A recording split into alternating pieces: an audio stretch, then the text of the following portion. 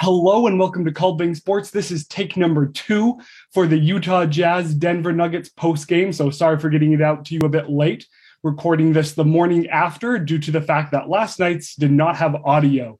So fingers crossed that you're hearing me right now, and let's get into this. The Jazz were able to beat the Nuggets last night by a final score of 108 to 104. Had a bit of a bigger lead, not too big, but definitely let it get a bit close for comfort down the stretch. But they were able to snap their 5-game losing streak to a team that, frankly, was missing 4 of its 5 starters. Jokic wasn't able to play, and Murray still hasn't come back, and Porter Jr. is out for the season. So when you're missing 2 of the guys who are supposed to be your big 3, I say supposed to, I will count Jamal Murray in that, but Porter Jr., not sure what's going to come of him. And then the other guy you're missing, ends up not being able to play is the former MVP. Like, Jokic is amazing. We weren't going to have a chance to beat them without Gobert, especially when you factor in that Whiteside's gone. Like, missing your 2 starting centers just wasn't going to work out well. But thankfully, the Jazz were able to pick up a win despite also missing 5 of their also missing a lot of guys. They were missing 5 of their 8 main guys. One of them being Joe Ingles, and I'm sure Dale and I will do a bit more of a deep dive into how Joe being out for the season is really going to hurt the Jazz.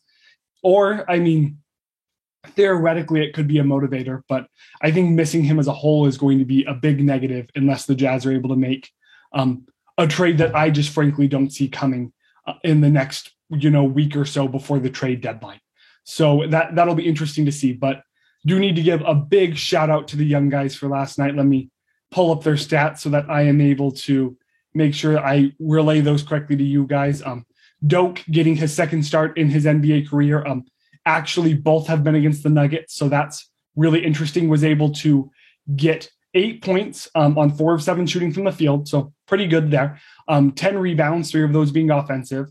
So really close to securing a double-double. And overall, in his 22 minutes, he did a really good job. I'm still excited. I understand that maybe there could have been some better pickups there in that year, but I still think there's a lot of potential for Doak. Obviously, his injuries have been somewhat concerning, but Gobert had injuries towards the beginning of his career that thankfully didn't manifest into anything. So I'm hoping for it to be the same for him. Trent Forrest also got the start, was able to put up 18 points on 6 of 7 shooting from the field, 5 of 6 from the line. Just stellar game from him. In his 39 minutes, he was shockingly effective. He also, dished out 8 assists. So again, this is kind of like a battle of 2 whatevers between the G League and NBA. So obviously, we can't necessarily take Trent Forrest, doing this and say, oh, look what he could do any given night. But I am excited to see that. I do think he'll be getting a lot of Joe Ingles minutes. He's 4 inches shorter than Joe, so that could be problematic as the Jazz really have very little length to begin with. So downsizing there isn't going to be the best, but Trent Forrest has definitely shown that he deserves a chance to prove himself. And I hope that's in Utah, but he also is probably one of the more tradable pieces. So back to the trade deadline, what's going to happen there? But the issue you run into with him is his contract is so small that even though he has a decent amount of upside, you can't get a lot back for him just based on contract size.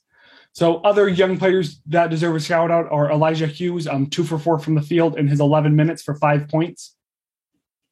And Jared Butler had a rough night scoring wise, but he's going to get better. And again, he's just a rookie, but in his 29 minutes, 5 of 11 from the field. So 5 of 6 from 2 and 0 of 5 from 3. So definitely needs to work on his 3-point shooting. Rudy Gay also struggled, and we'll talk a bit more about the Jazz's struggles in 3-point shooting in a minute. But he was able to get 10 points. He was +3 when he was on the court, able to dish out 3 assists.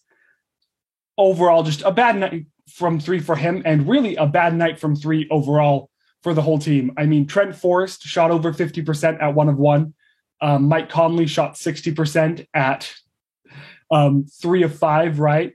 And then when you look at it, like Pascal 1 for 3, Elijah Hughes 1 for 3, Royce O'Neal 1 for 4. Bogdanovich 0 for 3, Rudy Gay 0 for 5, and Butler 0 for 5, like we mentioned. It was a really bad night from three for the Jazz. They shot 24%, and I'm frankly floored that they were able to win shooting that low of a percentage. What really helped them was they did a phenomenal job of scoring in the paint. They got 64 points to the 42 points for Denver. So obviously things are different, with Rudy Gobert and Jokic on the court, but the Jazz were able to take advantage of the paint and apparently did a pretty good job of defending it, at least in comparison.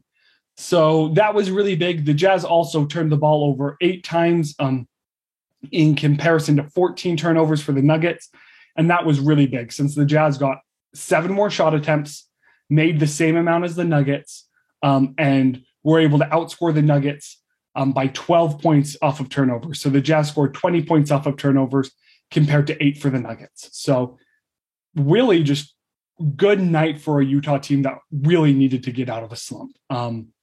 I can't say it enough. Like, this last stretch has been terrible. January was just a horrendous month. I don't remember the total number of losses, but the Jazz have really fallen from the heavens since COVID struck them, and since Rudy Gobert and Donovan Mitchell now have different injuries, and Mitchell's concussion seems to be keeping him out for an indefinite period of time.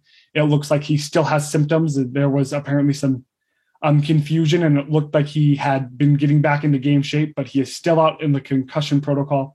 So I really hope for him he does better. Obviously, concussions are not a good thing to have, and he's had a couple of them these last 2 years.